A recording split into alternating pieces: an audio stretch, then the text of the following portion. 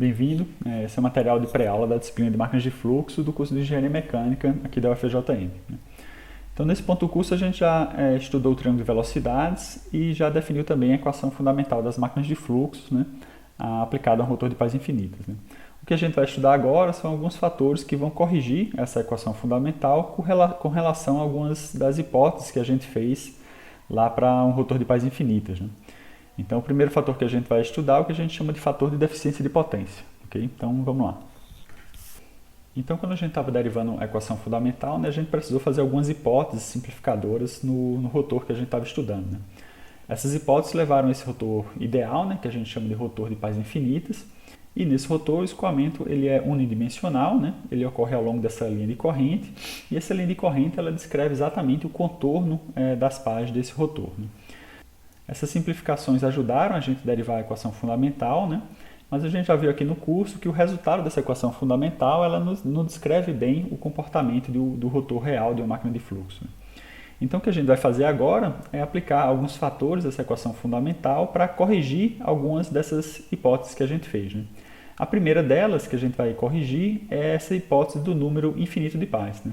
Então a partir de agora a gente vai estudar um rotor com número finito de pás. Né? Então vamos ver agora, né, qual é a influência que esse número finito de pás tem no escoamento do rotor. Né?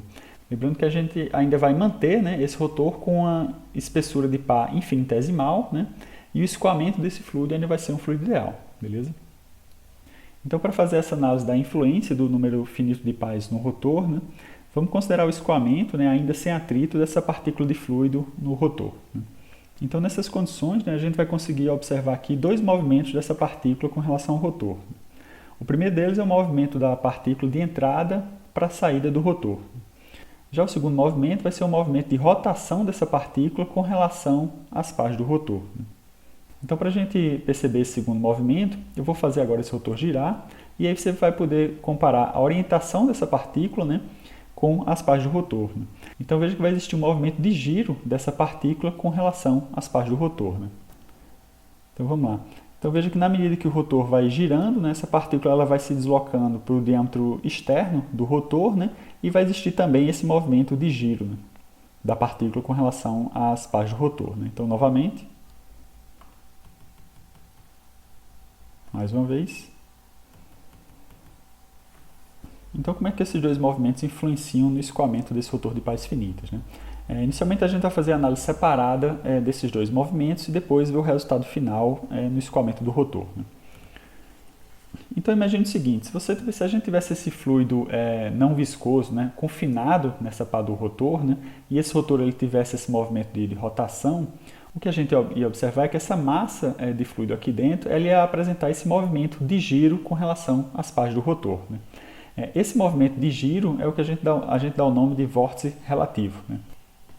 E esse movimento de giro ele vai se somar então ao movimento que a gente chama de corrente de passagem, que é o movimento da partícula da entrada para a saída do rotor. Né? Então quando a gente combina esses dois movimentos, o que é que a gente tem nesse rotor de pás finitas? A gente vai ter aqui essa corrente resultante. Né? E aí o que é que vai ocorrer então com essa corrente resultante? Né? Se a gente pegar um perfil de velocidade aqui ao longo do mesmo raio, né? O que é que a gente vai ter aqui nessa região do dorso da pá, que seria as costas da pá, e na região da face de ataque da pá. Né? Se a gente combinar aqui os dois movimentos, a gente vai ver que no dorso da pá, a gente tem uma combinação da corrente de passagem com o movimento do vórtice relativo, ambos no mesmo sentido. Né? Já quando a gente pega aqui a face de ataque da pá, né, a combinação a corrente de passagem ela vai ter um sentido contrário com relação ao vórtice relativo. Né? Então, se a gente pensar em termos de vetor velocidade, o que vai ocorrer na combinação, né, desses dois movimentos é que no dorso da pá a gente vai ter maiores velocidades, né, devido ao mesmo sentido, né, dos dois movimentos. E na face de ataque da pá, a gente vai ter as partículas de fluido se movimentando com a menor velocidade devido a esse sentido contrário desses dois movimentos. Né? Então o resultado disso é que agora no rotor de pás finitas, né, ao longo do canal da pá, a gente vai ter um perfil de velocidades, né, com velocidades maiores no dorso da pá e velocidades menores na face de ataque da pá. Né? Então qual é o segundo resultado que a gente pode tirar daqui? Né? Se a gente lembrar lá dos processos de conversão de energia de pressão em energia de velocidade, né, a gente lembra que na medida que a gente tem um aumento de velocidade, isso resulta numa redução da pressão, e quando a gente tem uma redução da velocidade, isso vai resultar no aumento de pressão. Então, o que vai ocorrer também nesse rotor de pás finitas é que no dorso da pá, essa região de maior velocidade, a gente vai ter uma região de menor pressão. Já na face de ataque da pá, que é uma região de menor velocidade, a gente vai ter uma região de maior pressão. Então vai ser esse o perfil de escoamento que a gente vai ter agora nesse rotor de pás finitas, né? Vamos ver agora como é que esses perfis de velocidade e de pressão eles afetam o triângulo de velocidade desse rotor e, consequentemente, a equação fundamental. Então a gente tem aqui novamente o rotor de pás finitas, né, dessa máquina geradora, né? Então vamos representar aqui o triângulo de velocidades no ponto 5, né, na saída desse rotor. Então, tangente à pá do rotor, a gente pode representar o vetor velocidade relativa, né? Se a gente considerar o sentido de rotação desse rotor no sentido horário, né, a gente consegue fazer a representação do vetor velocidade tangencial, né? E aí lá pelo triângulo de velocidades, nosso somatório de W e U é o vetor C, né? Esse triângulo de velocidades, então, vai dar origem ao ângulo β5, né, e as componentes do vetor velocidade absoluta, né? A componente meridiana CM5 e a componente seu 5, né? Ok, então vamos ver agora o que acontece quando esse fluido deixa o canal das pás do rotor, né? Então vamos representar esse triângulo de velocidades agora no ponto 6, né, o ponto logo após o canal das pás do rotor, né? Então o que vai acontecer devido a essa diferença de pressão que vai existir entre a face de ataque da pá e o dorso da pá, é que vai existir uma tendência desse fluido se deslocar da região de maior pressão para a região de menor pressão logo após a saída dele do rotor, né? O resultado disso é que o vetor velocidade relativa ele vai deixar o rotor com um ângulo β6 inferior ao ângulo da pá. Então, qual vai ser a consequência dessa redução de ângulo nesse triângulo de velocidades, né? Então, continuando aqui a representação, a gente vai ter que o 5 vai ser igual ao 6, e o somatório, então, de o 6 mais W6 é exatamente o vetor C6, né? É importante notar também que essa redução do ângulo β6 com relação a β5, ela ocorre mantendo-se o mesmo valor de CM6, né? Ou seja, o fato do rotor ter agora um número finito de pás, ele não gera uma modificação no vetor Cm, né? Porque a gente ainda não está considerando a espessura das pás do rotor, né? Porém, a redução desse ângulo β6, você vê que ela gera uma modificação no ângulo desse vetor C6, né? E, consequentemente, ela vai gerar a redução da componente tangencial do vetor velocidade absoluta, né? E aí, se a gente lembrar lá da equação fundamental, a gente vai ver então que essa componente tangencial do vetor velocidade absoluta ela está diretamente ligada à equação fundamental. Vamos ver agora a influência disso na equação fundamental e como é que a gente quantifica essa modificação. Então, qual vai ser a consequência, né, dessa redução da componente tangencial do vetor velocidade absoluta na equação fundamental, né? Então, para isso, a gente vai primeiro representar aqui a equação fundamental por uma máquina geradora, né, considerando o número de pás infinitas, né? Então, a gente vai ter o 5 seu5 menos seu5 menos o 4c o 4, né? Então, para valer essa influência, agora a gente precisa escrever a equação fundamental para um rotor de pás finitas, e essa equação ela deve ser escrita agora no ponto 6, ou seja, no ponto logo após a saída do fluido do canal das pás, beleza? Então, com relação à velocidade tangencial, não vai existir modificação entre o ponto 5 e o ponto 6, então a gente vai ter aqui o 5, seu6, menos o 4, CU3, né? 3 o ponto imediatamente antes do fluido entrar no canal das pás, né? Aqui a gente já vai precisar fazer uma consideração, né? Que é de que esse efeito, né, de modificação do ângulo do vetor velocidade relativa, ele não vai ser relevante na entrada do rotor, né? Então a gente já pode considerar, então a gente vai poder considerar, né, que CU3 é aproximadamente igual a CU4. Então, se a gente continuar aqui a representação da equação fundamental para um rotor de pás finitas, a gente vai ter que seu5, seu6 menos o 4c, o 4. E aí, naturalmente, se a gente comparar essas duas equações, né, como seu6 é menor do que seu5, a conclusão que a gente chega é que a energia disponibilizada por um rotor de pás finitas ela vai ser inferior àquela energia disponibilizada pelo rotor de pás infinitas, né?